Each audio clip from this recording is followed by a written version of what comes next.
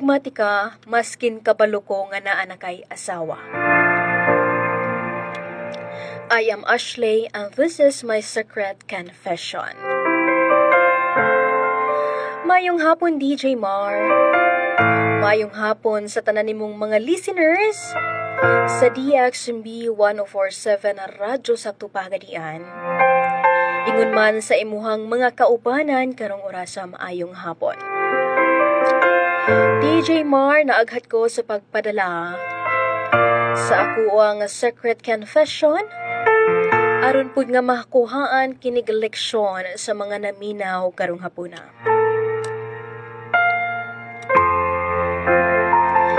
DJ Mar, kabalo ko nga daghan ang mujads sa ako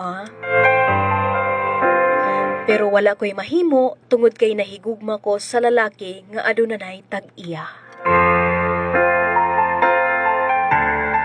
DJ Mar, itago lang nato siya sa pangalan nga si Melvin. Usa siya ka men in uniform. Ug na-meet nako siya DJ Mar through dating app. DJ Mar, katong panahon nga ako siyang naila sa usa ka dating app. I am so depressed at that time. Tungod kay broken family ko ug not in good terms mi sa ako ang papa nga naapoy lain nga pamilya. Atong panahona DJ Mar, ana ako sa kaguol. Maong misulay ko og install og dating app sa akong cellphone. Ug mauto DJ Mar nga nagmatch ming duha. O nga nagchat-chat mi niya DJ Mar. Sa tinuod lang sa sugod, wala ko kabalong nga minyo si Melvin. Tungod kay nagpaila siya sa ako nga single. DJ Mar, nag-start ang among conversation sa usa ka dating app. Sa sugod kumustahay hangtod nga mi-develop ang among conversation DJ Mar. We exchange numbers and informations.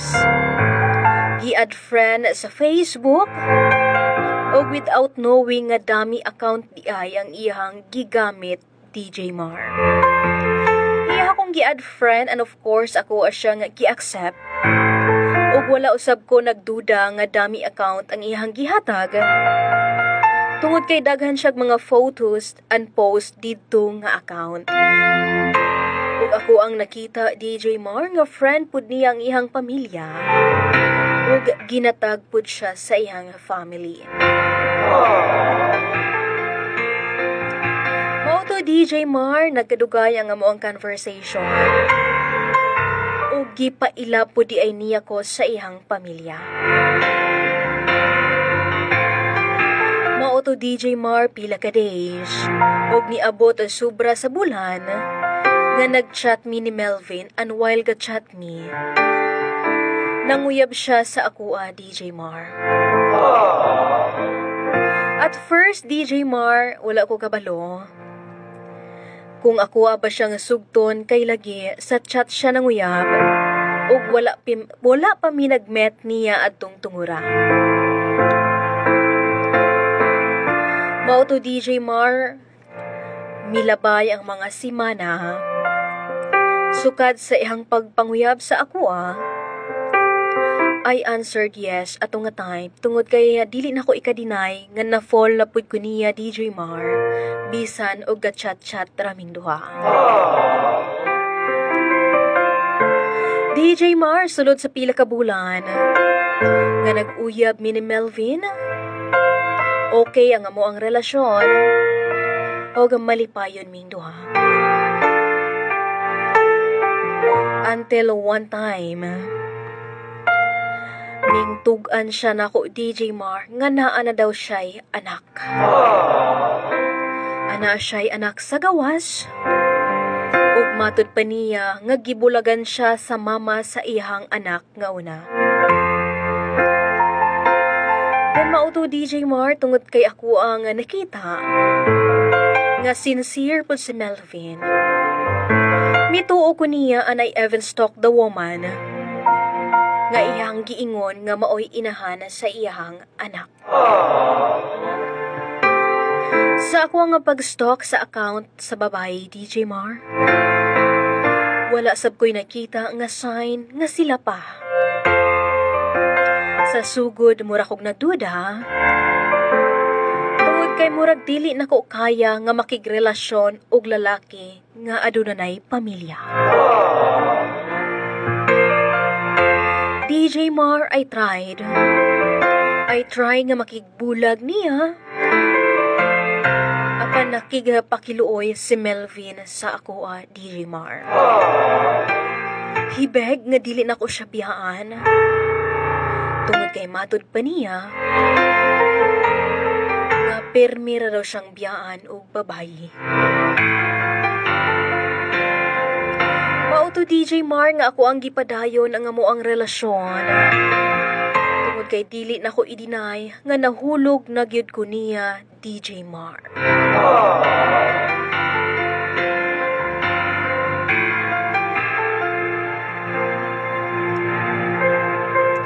DJ Mar, days have passed.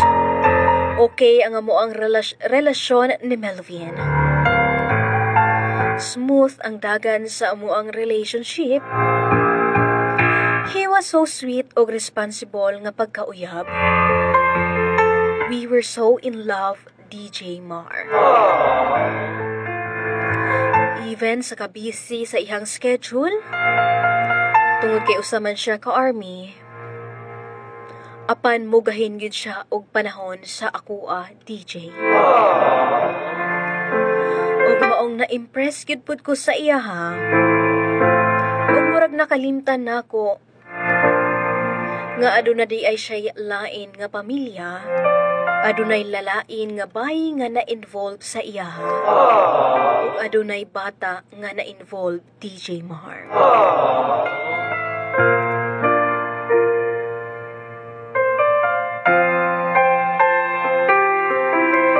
DJ Mar, si Melvin,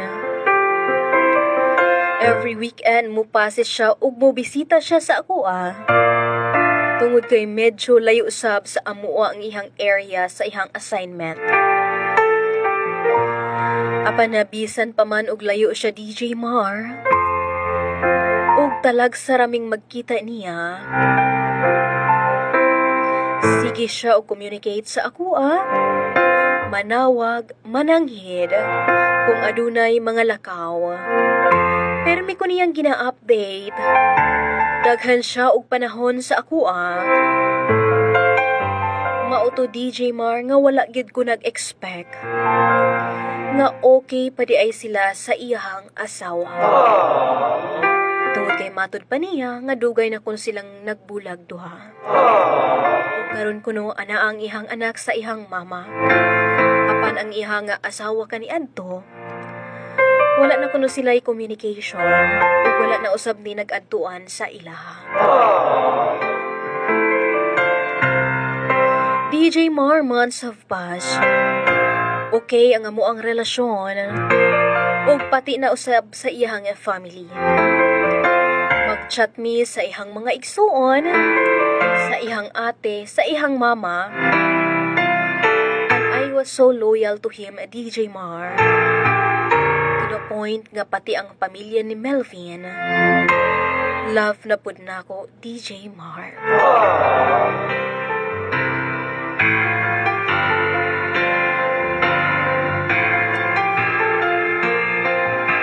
Gani, DJ Mar, public ang amuang mga post ni Melvin. Public ang ako ang mga post sa amuang mga bondings, mga pictures. And we are so happy way back then. DJ Mar, after few days sa amuang panaguban, there is a random number texted me. Og nangutana siya nako, DJ Mar, kung tig-unsa kuno nako si Melvin. Wala ko nag-reply. Tungod kay dili ko ga-answer og daha dili nako mga kaila. So mauto DJ Mar, gi-ignore lang nako. O misumbong ko kang Melvin.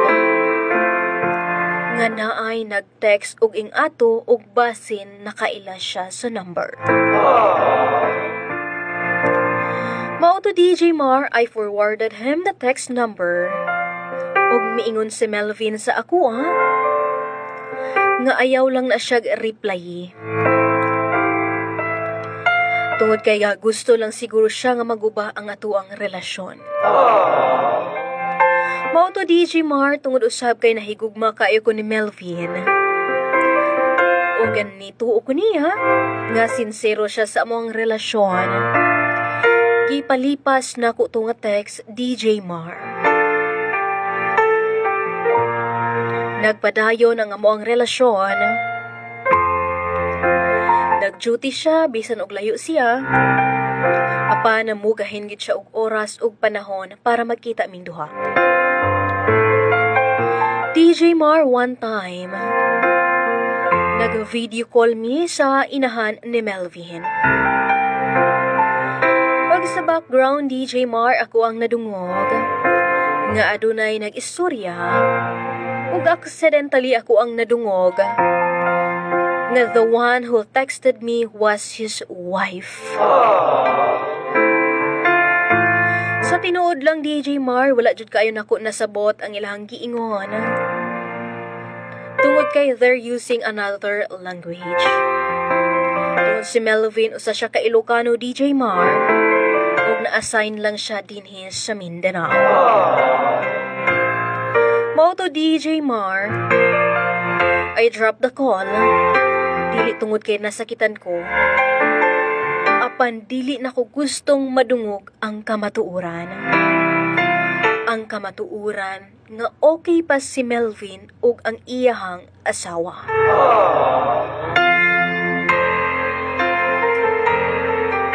DJ Mar, after that call,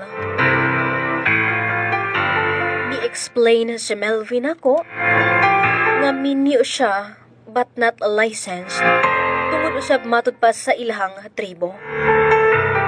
Ug ingon pa niya nga pwede kuno nga dili license ug walay marriage certificate mag-issue gikan sa government. So ingon siya nga dili yun niya legal wife katong babae nga ni-text sa akoa. Amot ba DJ Mar? Siguro tinuod yun ang ilang giingon nga love is blind. Kay bisan klaro na kayo ang kamatuuran.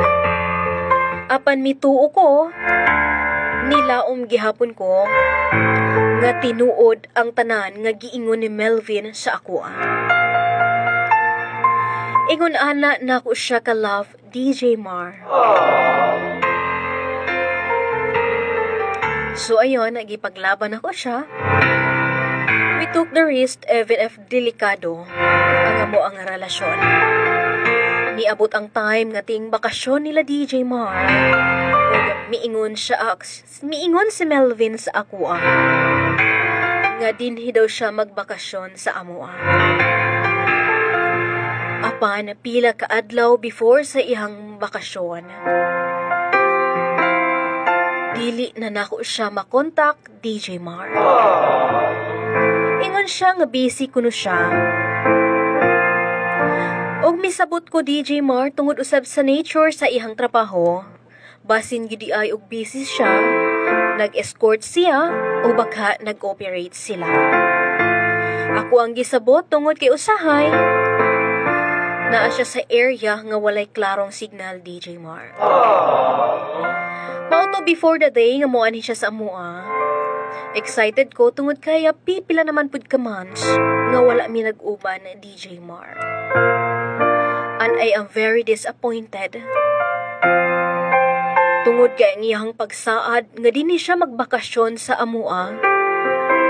Wala na dayon DJ Mar tungod kay miuli siya didto sa ilaha. Uga grabe ang ako ang disappointment. Tungod kay gi-block ko niya sa iyang phone. At ang pinaka-worst, giilisan usab niya ang amo ang pangalan sa Facebook. Imbis love, DJ Mar, gi-change niya og batching.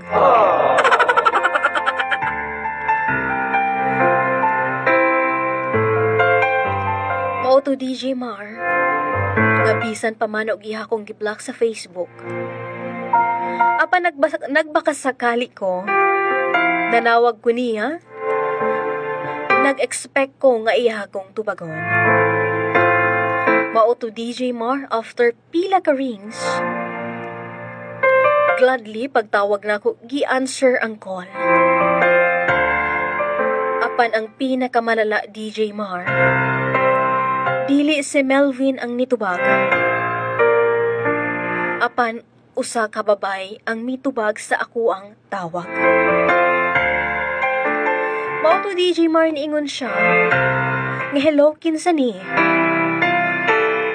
Na-shock kayo ko DJ Mar ug ang kuang gitubag. Ni ana ko nga wala po. Wrong number yata ko. Ug mitubag usab ang babay sa phone. Unsa nimo ang ako ang bana. Mao to DJ Mar bisan kabalo ko nga ihatong asawa ang mitubag sa ako ang call. Apan ako ang gipanindigan DJ Mar. Ug ako siyang gitubag nga kinsa ang imuhang bana. Wala man ko kailaana. Sorry, wrong number lang yun siguro ko miss. Then mao to DJ Mar, I dropped the call. Og pila ka minuto, mitawag og balik ang number DJ Mar. Og wala na nako gitubag. Tungod kay nakabalo ko nga ang asawa ni Melvin ang mingtawag sa ako. Og aron nga dili ko gusto og gubot DJ Mar, gi-block na lang nako ang number ni Melvin. Mao to DJ Mar, kabalo ko nga 10 days ang ihang bakasyon. 10 days ang ihang R&R. Apan anang pulo ka adlaw DJ Mar, wala na gyud ko ni attempt o tawag ni Melvin. Apan pila ka days DJ Mar, gi-update pud ko sa mama ni Melvin. Ug dito na ko na feel nga murag butog yun ang ihang mama sa ako Tungod kay bisan og nakabalo siya nga ana-anay kaipon ang ihang anak. Apan padayon gyapon siya nga nag-communicate sa ako DJ Mar. And then mauto ni ingon ang mama ni Melvin nga mubalik na kuno siya dinhi sa Mindanao. Ug mauto DJ Mar ay unblock ang number ni Melvin ug minghulat ko sa ihang mga tawag. Ug mao to DJ Mar pila ka minuto, mitawag og balik ang mama ni Melvin. Ug matud pa niya nga ako nung sugaton sa airport si Melvin aron mag-istorya ming duha. DJ Mar bisan unsa kalayo sa airport gikan sa amo ang lugar. Apan ako agyong gisugat si Melvin. Ayon sa ako ang paghulat, nagkita gid mi ni Melvin DJ Mar. Ambot ma DJ Mar, wala ko kabalo sa ko ang kaugalingon. Nakabalo man unta ako nga gikan si Melvin sa ihang kaipon. Apan naa pa gyud kay courage nga musugat niya sa airport. Mao to DJ Mar, giagda pa nako si Melvin nga mulaag sa amo apan wala siya misugot. Matud pa niya, nagdali siya DJ Mar. Tungod kay gipa-report na siya sa ihang opisyal sa ilahang batalyon. DJ Mar, gusto ko nga makigastorya ni Melvin og dugay. Daghan ko gustong ipangutana. Daghan ko gusto nga explanation nga madungo. Apan he refused. Tungod kay matud pa niya nga aduna kunoy punishment kung dili siya mo report sa eksaktong oras dito sa ilahang batalyon. Apan DJ Mar, wala ko nagdahom nga mauna usab di ay to ang amuang last meet. Tungod Tungod kay pagbalik niya sa ilhang batalyon, iya akong giblock sa messenger, pati na usab sa contact DJ Mar iya akong giblock. Ako siyang gi-attempt og tawag pila ka beses. Apan dili na ako matawagan DJ Mar. Maotong grabe kasakit. Grabe kasakit tungod kay wala lang man siya nananghid. Nga mauna da ito nga mo ang last meeting DJ Mar. Unta iya na lang kong giingnan. Nga tapuso na lang untaan namo ang amo ang relasyon ni adtong tungura. Sa tinuod lang DJ Mar, gusto gid unta nako nga ipaglaban ang amo ang relasyon. Apan kabalo kong nga lisod. Tungod kay naay bata nga involved, ug wala ko kabalo kung okay ba gihapon na sila sa iyang live-in na partner. Tungod kay ning stick ko sa iyang giingon, nga kuno matud pa niya para sa bata na lang kuno DJ Mar. Moto for the sake of the kid. Nagparaya ko. Sa tinuod lang DJ Mar, I experienced cyberbullying gikan sa live-in partner ni Melvin. Tungod kay niadtong panahon nga giblock na ko ni Melvin, ug wala na mi contact niya DJ Mar. Dito usab nagpost ang ihang asawa nga kesyo kabit ko ang gubaay og pamilya. Ako ang gidawat ang tanan DJ Mar. Apan sa tinuod, ako mismo never usab ko nag-expect nga mahimo kong kabit. Siguro DJ Mar, grabe lang gyud ang ako ang pagkahigugman ni Melvin. Maong nagpakabuta bungol ko sa tanan. Bisan pa man kabalo ko nga aduna na siya'y asawa. Sa tinuod lang DJ Mar, I just realized it na naging kabit ko sa dihang nahumana ang tanan. I was so down then. Grabe, kasakit DJ Mar. Grabe ko ka-broken. Mura kong nawala sa ako ang kaugalingon. Apan sa kadugayan, hinay-hinay DJ Mar, naka-move on ra ko. Apan sa panahon nga naka-move on ko, nagsinamok naman usab og balik si Melvin sa ako. Ming chat siya og balik. Ug miingon siya DJ Mar nga sa pila ka bulan nga wala ko numi communication duha, iyahang na-realize nga mas gihigugma ko niya kaysa sa iyahang asawa. Matod pa ni Melvin nga kaya niyang mubiya sa iyang pamilya para mag-uban lang ming duha DJ Mar. Matod pa niya nga magsustento na lang kuno siya sa iyahang anak. Ug mao to DJ Mar, dili lang si Melvin ang ming chat sa ako apan lakip na usab ang iyang pamilya. Ug matod pa kung gimahal kuno nako si Melvin, ako nung ipaglaban DJ Mar. Apan DJ Mar, niadtong tungura wala na kong gipili si Melvin. I valued myself. Ug not in the second time around nga magpailad pa ko og balik niya. Ako ang na-realize DJ Mar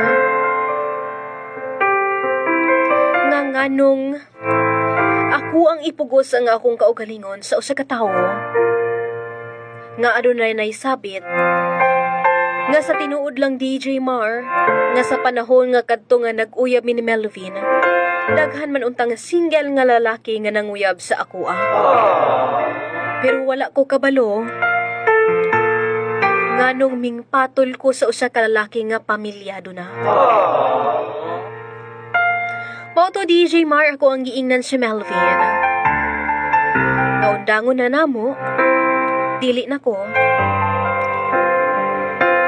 Ug unta mag-focus na lang siya sa iyahang pamilya.